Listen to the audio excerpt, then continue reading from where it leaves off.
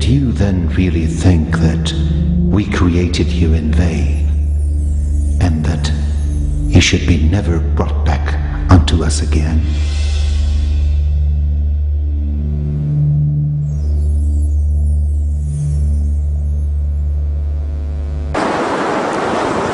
بسم الله الرحمن الرحيم الحمد لله رب العالمين والصلاة والسلام على سيدنا وعظيمنا وحبيب قلوبنا وشفيع نفوسنا أبي القاسم محمد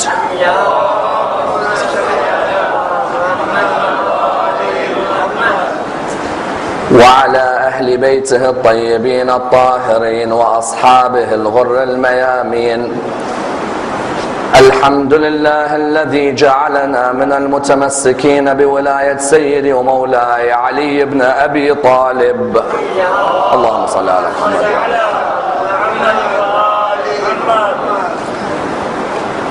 الحمد لله الذي هدانا لهذا وما كنا لنهتدي لولا أن هدانا الله. أما بعد، يقول الله في كتابه الكريم: بسم الله الرحمن الرحيم. قل لا أسألكم عليه أجرا إلا المودة في القربى. The first of our loud salawat in honor of Rasulullah Muhammad sallallahu alayhi wa alihi wa sallam.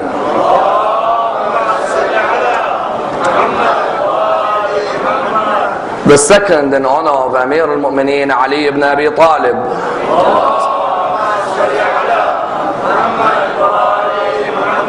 The third with your loudest voices in honor of the Imam of our time, Imam Sahib al-Asr wal-Zaman.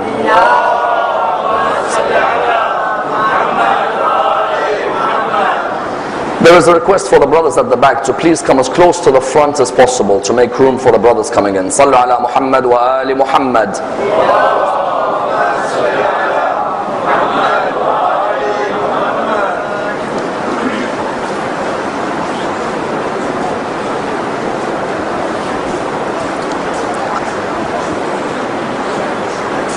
Respected scholars, brothers and sisters, Assalamu alaikum wa rahmatullah wa barakatuh.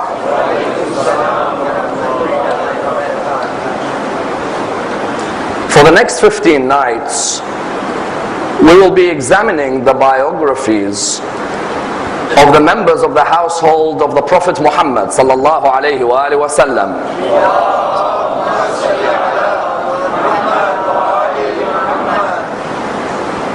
An examination of the utmost importance, one which affects each and every one of our lives, and an examination with a historical basis and a contemporary significance.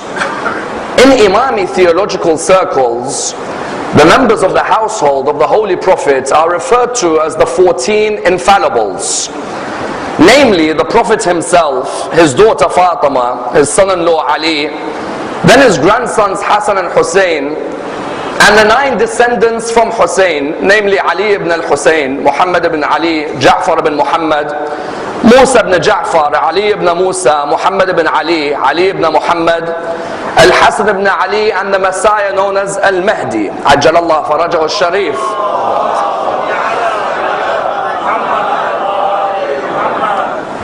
The principal aim of this examination is threefold. The first reason we're going to dissect the biographies of each member of the household of the Prophet is to apply their lessons into our life. Because when we dissect the lives of these personalities, we ask ourselves, what of their life over 1,000 years ago affects our life today in 2011? When I examine these great personalities, I ask myself which of their standpoint, which of their ethics, which of their principles can relate to my standpoints, my ethics, and my principles today. which situations did they face in their life which I may be facing in my life? As in, when we come to dissect the life of every one of these leaders, it shouldn't just be a theoretical discussion about when they were born, or how many children they had, or who they were married to. That part of knowledge is important. What it should really be is a practical discussion which examines the way their life affects our life. Which circumstances did they fall in, which we may fall in as well? And that's why, what do you find? You find that the first of the important points in dissecting the biographies of these 14 is that we want their lives to relate to us. Because many times people always say that when people discuss the biography of the 14, we don't relate history to our life today. We hear all these great stories, but we don't see a relationship with what we face today. The irony is, every one of those 14 at one point or another in their life faced a situation which we will face in our life. Either they had situations or circumstances with their family, or with their friends, or with their enemies, or with people of the same faith, or with people of different religions. We find that each of them faced circumstances, and we need to dissect how they reacted to those circumstances. At the end of the day, when we take them as role models in our life, it's not simply role models because they are from the line of the Prophet. There were many from the line of the Prophet. Rather, these members from the line of the Prophet were the one who in many Islamic traditions he narrates you should hold on to. Therefore, the first point as to why we're going to dissect their biographies is so that we take as many lessons from the anecdotes from their lives as is possible. As in, there's no point me just taking lessons in my life from Ali ibn Abi Talib only, or from Hussein only. Which lessons can I take from Musa ibn Ja'far? Which lessons can I take from Muhammad al-Jawad? Which lessons can I take from Hassan al-Askari? There is a tendency in our communities to focus on a couple of imams from the Infallibles and neglect many of them. This series of lectures on the first point will seek to dissect every imam every night and ask ourselves which lessons from their lives are applicable to us. That's the first point. The second point in examining the biography of the 14 Infallibles is that there are 4 key questions every human being will ask in their life, which these 14 have answered in their life. What are these 4 key questions? Which a Hindu will ask, a Sikh will ask, someone of the Jewish community will ask, someone of the Buddhist community will ask, someone of the Christian community will ask, someone of the atheist community will ask. There's 4 key questions which every human will ask. The first of them is a metaphysical question. The second is a cosmological question. The third is a psychological question, and the fourth is an ethical question. There is not a single human being who does not go through a moment in their life without asking these 4 questions. And there is not a single moment in the lives of those 14 where they have not answered each of them. What are the 4 questions? The metaphysical question: is there an unseen force who is the cause of the effect that we are today? Is there a God, or is it Mother Nature? That's a metaphysical question. It goes above the physical towards the unseen. Then there's a cosmological question. How did this universe begin? Many people ask that question. Then there is a psychological question. What is my role in this world? Then there is an ethical question. How do I behave with other human beings, whether the human is from my religion or from another religion? Those 4 questions are the 4 most important questions in the psyche of any human. No human being will go through their life without asking these 4. The second reason we're going to diagnose and dissect and analyze the biography of the 14 infallibles is to look at what their answers were to these questions. What did Ali say about the metaphysical? What did Ja'far al-Sadiq say about the ethical? What did Ali ibn Musa say about the psychological? What did Hassan ibn Ali say about the cosmological? The second reason is that we want to see how their holistic approach to the world provides answers for mankind in the 21st century, be mankind a Muslim or not.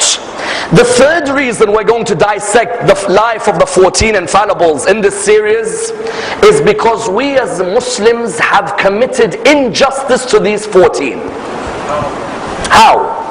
We have cocooned them for ourselves and we don't share them with other religions. How many of us have explained Ali ibn Musa al-Rada's golden medical dissertation to the Sikh community? How many of us have discussed the maxims of Ali ibn Abi Talib with a Buddhist? How many of us have dissected the bravery of Hussein outside of Karbala and then discussed it with a member of the Jewish community? You notice these 14 were not meant for Muslims. Rather, they were the property of every human being.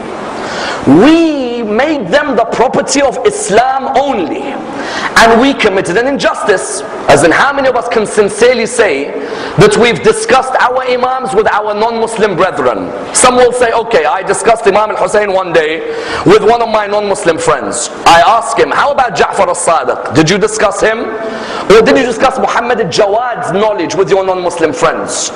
When these 14 were chosen as guidance, they were chosen as guidance for mankind, not for Islam. Islam came as a religion to allow for the evolution of the growth of mankind. The role of the 14 was what? Their role was to allow for the growth and the evolution of the human being, but any human being, not just the Muslim being. Notice Gandhi. Does anyone ever say Gandhi the Hindu, or do they say Gandhi the humanitarian? When they look at Luther King, do they say Luther King the Christian or Luther King the humanitarian? What we need to do at the end of this series is take the Imams of Al-Muhammad and the leaders, the infallibles, out of the cocoon of Islam and allow the whole world to learn from their lives, from their principles and from their ethics.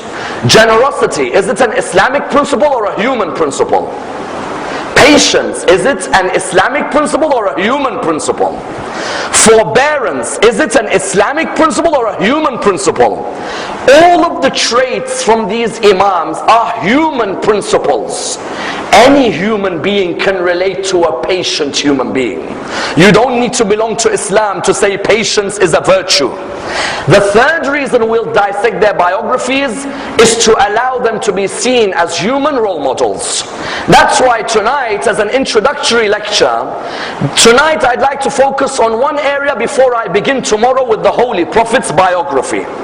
Tonight, the first questions I want to ask are questions regarding my methodology in reconstructing Islamic history. And I'd like to ask a number of key questions. Number one, can we reconstruct Islamic history, or is history his story? Number two, how important is intertextuality for us to have a rounded picture of these 14's lives? Number three, what are the sources we're going to use to discuss the lives of the 14? And why is it important that we use our sources and sources from other schools in Islam? Number four, these 14, or indeed these 12, was it a made up notion after the 12th Imam went into Ghaibah? Or is there evidence before the 12th Imam of discussions concerning them? And number five, why is it important for the biblical religions like Judaism and Christianity to discuss the lives of the infallibles? Because of the chapter of Genesis in the Bible. Let's discuss this and dissect it with an introduction to the biographies. The first question that arises in the discussion of the biographies of the Infallibles is, can we really reconstruct Islamic history reliably? What do I mean? There are certain people who oppose this reconstruction of Islamic history. Why? They say that we have two problems with reconstructing early history, as in when I'm going to be discussing the Prophet's life and discussing the life of the Imams, I'm going to be discussing the first 300 years of Islamic history, isn't it? From the time of the Prophet until the time of the 12th Imam, it's the first 300 years of Islamic history. There is a school known as the skeptic school, who say that Islamic history cannot be reconstructed reliably. And they say there are two reasons we cannot reconstruct our history. The first reason, which is a very interesting reason, is that they say all the books which I'm going to use as references for the dissection of the lives of the Infallibles were books which were written after the year 300. So they turn around and they say, how could you rely on books which are so late to discuss people who were so early? What do they mean? They say early Islamic history was oral, it wasn't written. In the time of the Prophet, they say everybody used to narrate the history after the Prophet died orally. I heard Rasulullah say, I saw Rasulullah do. It was all oral. They say it was late in Islam that you wrote down your history. So the first objection they have in reconstructing Islamic history is, your written material on early history is very late. How can you be so sure that your written material discusses something 300 years before? How can you be so sure that it's reliable? Their second objection is what? History is nothing but his story. Break the word history, what do you get? His story. Their second objection is, those sources you're going to use, how do you know the author isn't writing history in a way which looks after his theology or his political opinion? It's a very interesting point. When I'm an author of a book of history, am I going to write objectively, or am I going to write in a way where I look after my people? That's why they say, you Muslims trying to reconstruct your history, the second objection they had was, history is his story. He looks back, he looks at who he likes, so he makes him look great, he makes him say great words, he makes him sound like he was brave, and he looks at who he dislikes and he makes him sound bad and weak and negative and so on. These two objections, we cannot begin with the biography of the Infallibles unless we answer these two objections. Isn't that true? Because they are very valid objections. The first one, they say, your book, for example, like Tabari, is a book of history, isn't it? They say Tabari is a book written 400 years after Muhammad died. Or they say, for example, your book like the book of Al-Baladhari and Sab al-Ashraf, that's written 300 years after Muhammad dies. Or they say Al-Kamil fi al-Tarikh Ibn al-Athir, that's written a few hundred years after Muhammad died. Or they say your books like Al-Kafi, 300 years after Muhammad died.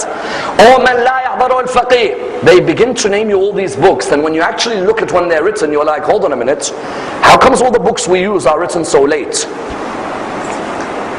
If I'm going to use books which are written 300 years after Jamal, Siffin and Karbala, how do I know these books are actually telling the truth? Because there's such a big gap, isn't there?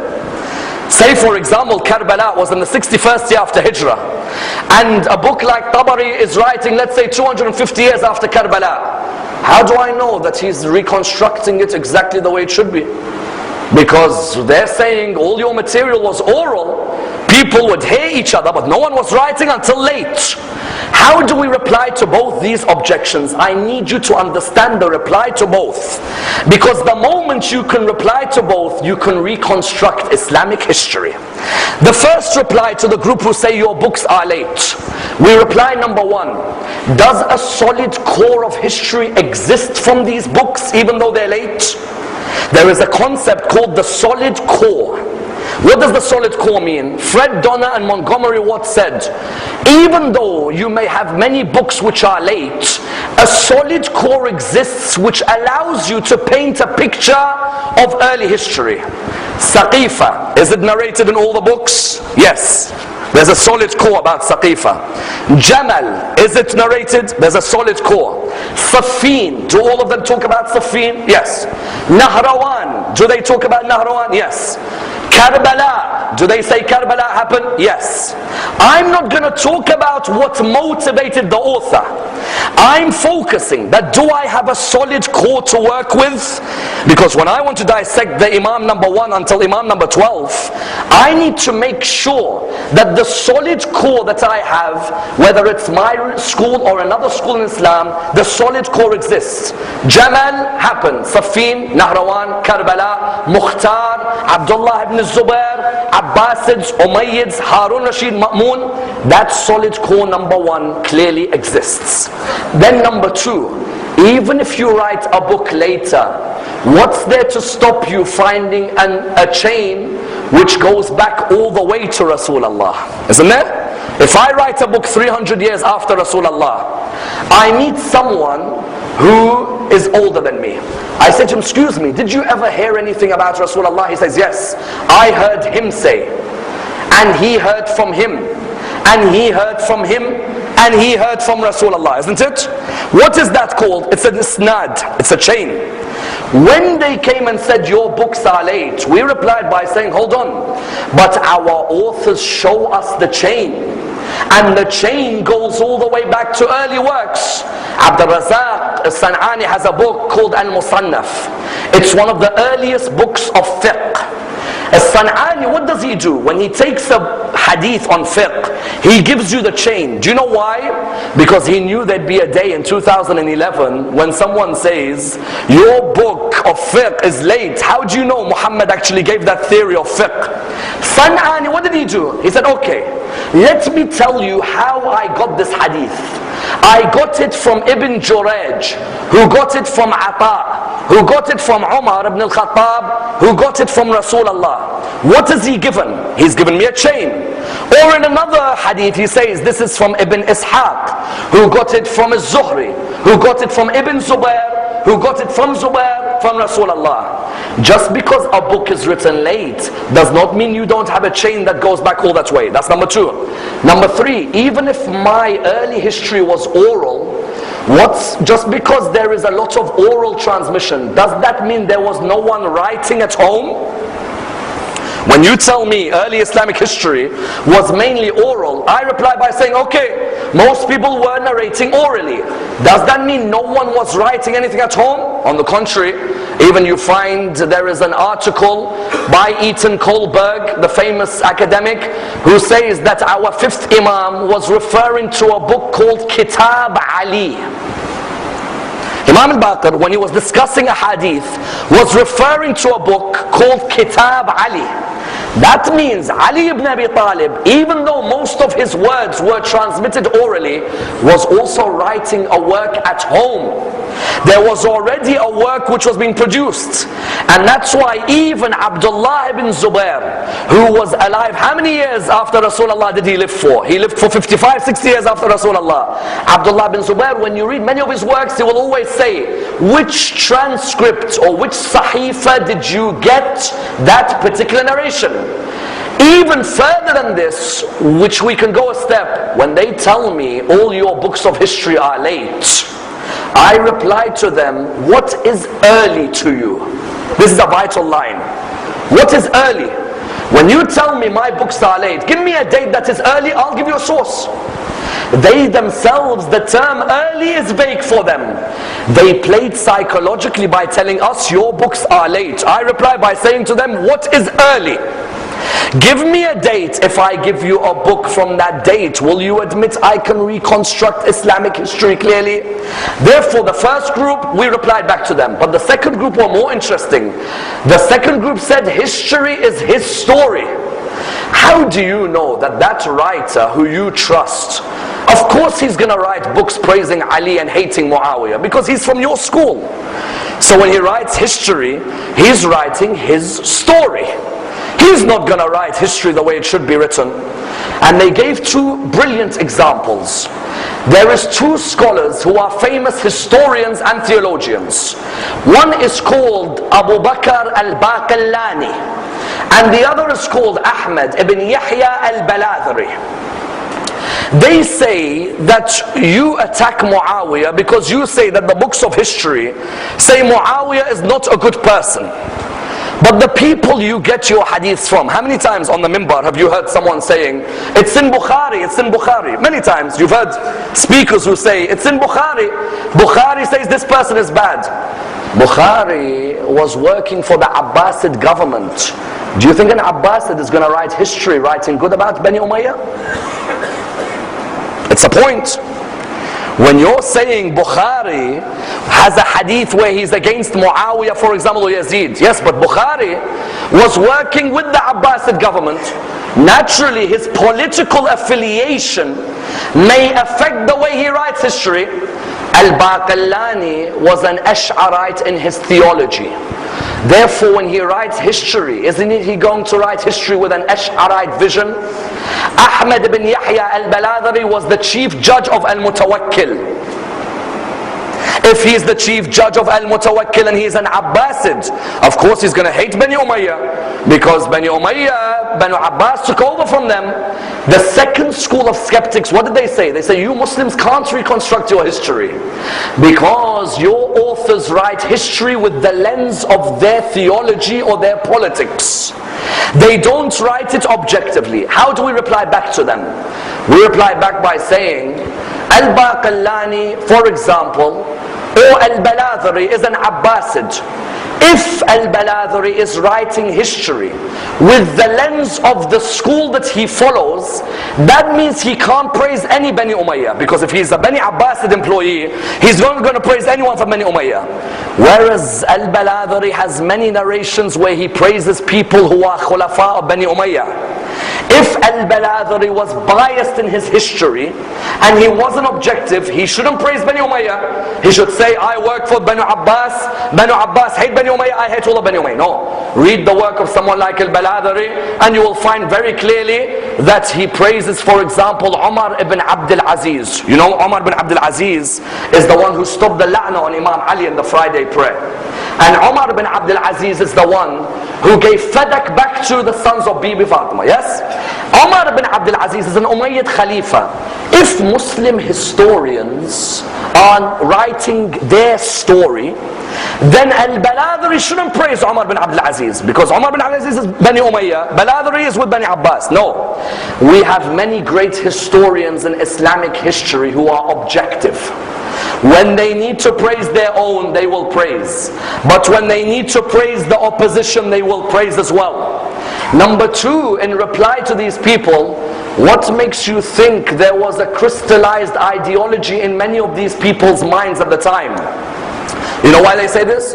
They say some of these scholars, they already were crystallized in their opinion. That's why they are not objective in their history. Who told you they were crystallized in their opinion? Many of them still were trying to understand how Islam developed. There wasn't such a thing as a prototype, for example, follower of Ahlus Sunnah. There was someone who in his theology was following Ash'ari and in his fiqh was following Abu Hanifa. Can you call that someone who is crystallized? No. In his theology he follows one scholar, and his fiqh he follows someone else. In other words, what are we saying? We're saying when someone replies by saying history is his story, we reply yes. There may be moments where a person's opinions affect the way they write their history, but many of our historians are objective. But that leads me on to a theory. If we are going to only use historical sources to discuss the biography of the 14 Infallibles, we're going to find ourselves in a debate which is what? Cyclical. They'll keep coming back to us and they'll keep saying, but it's a book of history and you can't rely on history, and history is only writing his story. So do you know what theory we're going to use in the next 15 nights? We're going to use the theory of intertextuality.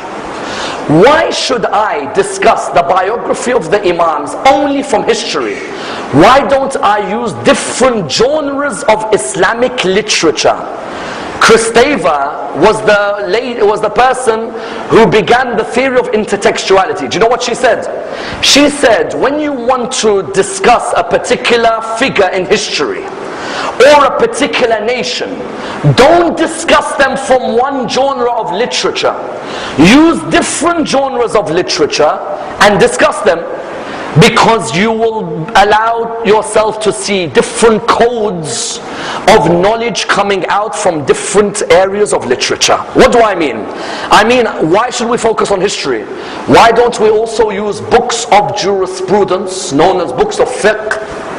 And why don't we use books of theology, known as books of kalam? And why don't we use books of bell letters, known as books of adab? When I want to dissect Ja'far as-Sadiq, I don't need to just look at history. If I look at history books for Ja'far as-Sadiq, someone will come to me and say, but that historian is good with Ja'far as-Sadiq. So I say, okay, I won't just use books of history. I'm going to look at Ja'far as-Sadiq and all of the books of history, and the books of fiqh on Ja'far as-Sadiq, and the books of theology on Ja'far as-Sadiq, and the books of adab, Arabic literature on Ja'far as-Sadiq. Tell me, won't that give me a more whole picture of Ja'far as-Sadiq?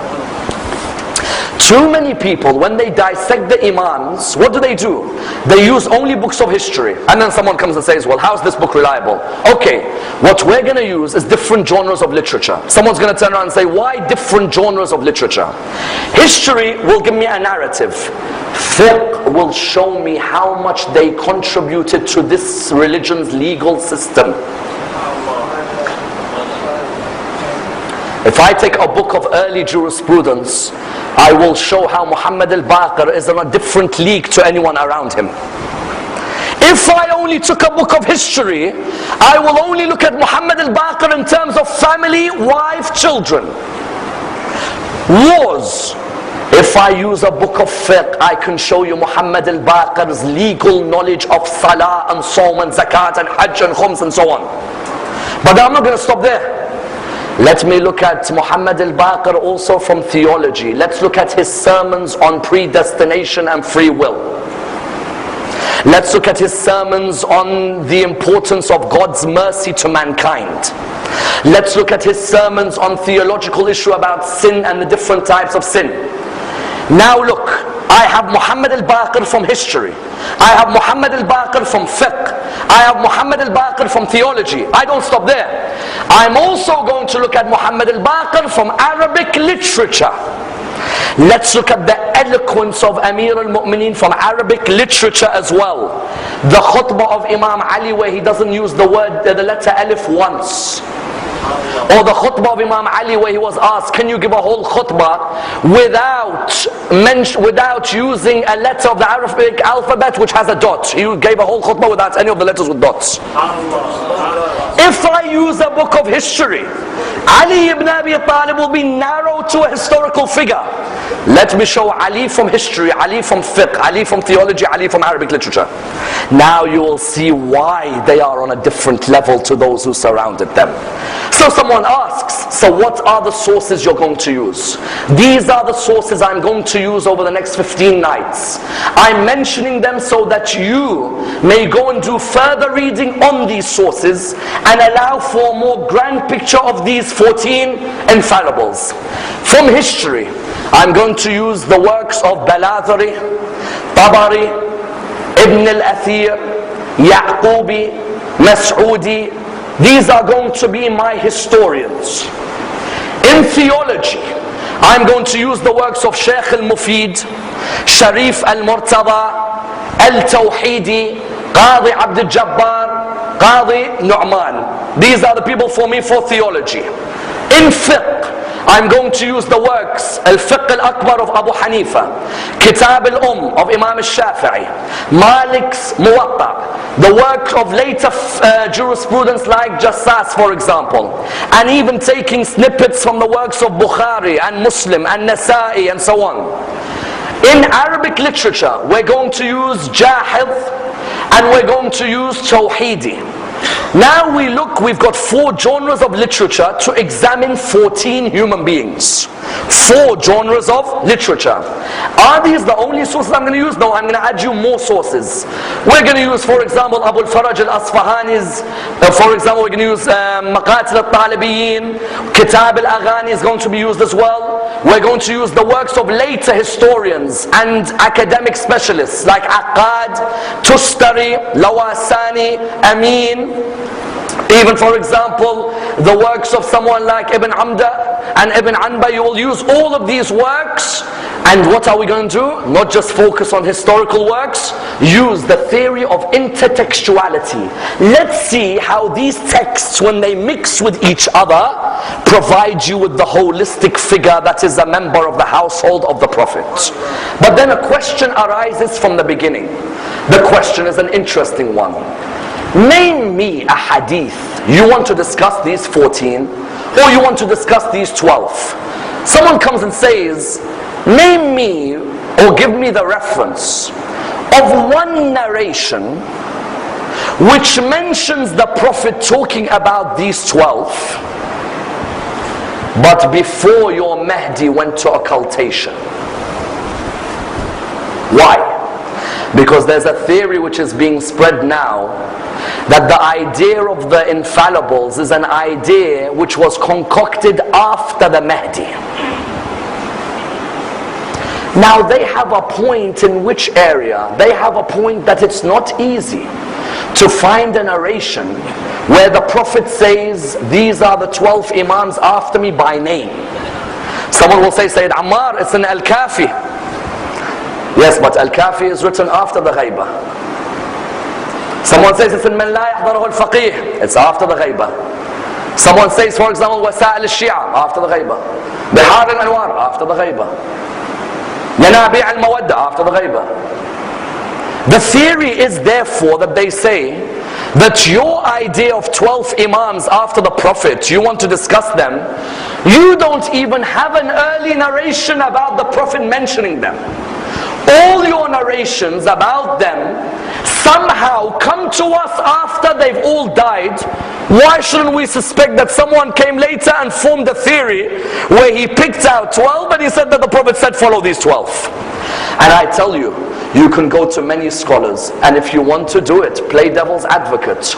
Go to many scholars and say, Maulana, can you show me a hadith where the Prophet says, these are the 12 after me, and these are their names? But show me a hadith in a book which wasn't written after the Ghaibah, in a book which was written during their lives. The moment you can answer this question, then you can move on with the discussion. And I tell you, it's not an easy question to answer. Because there are many who come and tell you, discuss the Ma'sumeen, follow the Ma'sumeen. Tell him, excuse me, where is the hadith about these Ma'sumeen? Because I see the hadith is very late. He'll say, yes, there is a chain which goes back, which we can give as an argument, no doubt. But give a more simple argument to this area. What is the more simple argument? We do have references which we can build to highlight why we need to discuss these 14 or these 12. First, in the book of Al-Bukhari. Al-Bukhari lived in what time? From 196 Hijrah until the middle of the 3rd century. Al-Bukhari is the famous Sahih. In that Sahih Al-Bukhari, he mentions very clear that Rasulullah says, after me there will be 12 caliphs, all of them are from Quraysh. Already there you have the number 12, isn't it? That's the first point. Bukhari wrote Sahih Al-Bukhari after Imam Zaman or before? Before. Bukhari wrote his book from, you're looking at, let's say, the time of the beginning of the 3rd century, before Imam Zaman. Then number 2, you have Imam, 6th Imam, had 400 usul. His disciples would write his hadiths. From these 400 usul, only 16 remain. There's an article on these usul by Eaton Kohlberg, professor of Islamic studies at Tel Aviv University. Which university? Tel Aviv. Eaton Kohlberg has an article where he talks about the usul of Ja'far as-Sadiq, which of them remain. Many of these usul, many of these hadiths were burnt out or removed. Only 16 remain, and they're in Iran. They've remained. The manuscript has remained. Of these 16, there is one which is a vital one, which is protected today. The manuscript called Al-Asl, the Asl of Abu Sa'id Al-Asfari. This hadith is of a man called Abu Sa'id, lived in the time of Imam al-Sadiq. The manuscript is with us until today. It's been protected. Abu Sa'id says that the Prophet said, there are 12 successors after me, and he named them from Imam until Imam. Number 2. Number 3, the great companion of Ahlul Bayt, Fadl ibn Shadan, has a book called Kitab al-Ghaybah. Fadl ibn Shadan was a companion, according to some, of the 8th, 9th, 10th and 11th Imam. And he's the one who has the hadith about the 12th Imam. Fadl ibn Shadan has a hadith where the Prophet mentions the names of each of the 12. Fadl ibn Shadan came after Imam Zamana or before? Before. If he came after them, people will say, you made up this theory. When you had 12 names, you made them up. No. In the time, then we have a Zaydi leader. You know our Zaydi brothers in Yemen. One of their great leaders, Al-Rassi, was living in the time of our 10th Imam. He has a book called Ar-Rad al-Rafida, a reply to the rejectors. Because you know they call the Imamis rejectors. In the book Ar-Rad al-Rafida, he talks about our 10th Imam. What does he say? He says, and the 10th Imam of the Rafida. Ar-Rassi is living in the time of the 10th Imam. He doesn't say Ali al-Hadi. He says no, the 10th Imam of the Rafida, proving that the idea of Imams was not an idea made after Imam Zaman. Was an idea which was already in the time. It's not an easy concept to understand. It may even be an easy concept which you need to go over again after this. But understand that these documents are vital to show in the time of the Imams there was already a discussion about the 12th. And that's why, as a conclusion, is it only us as Muslims who need to dissect, like we're going to from tomorrow, begin the biography of the Prophet, then Imam Ali, then Imam every night? Is it only us? No. Genesis in the Bible has a fundamental verse which highlights that God has always promised the human being that his message would continue in a certain line. Genesis chapter 17, verse 18 to 20. When Sarah cannot give birth to Abraham, she does what? She says, marry my maidservant Hajar. Hajar gives birth to who? Ismail. In the Bible in Genesis, it discusses the story. When she gives birth to Ismail, in the Bible, in Genesis, it says that she gave birth to the baby and a spring of water gushed. After that it says, God says to Abraham, I will bless the generations of Ismail and make them blessed and make them fruitful and make them a large nation and allow them to have 12 princes from his line. In other words, when we're going to dissect this series on the biography of the Ma'sumin, or the biography of Infallibles, understand the dissection is not just an Islamic or an Imami dissection. It's a dissection which is the responsibility of every one of you to spread to your non-Muslim brethren that God did promise that there will be 12 princes with a large nation from the line of Nabi Ismail. Inshallah, tomorrow we will begin with the biography of the Holy Prophet.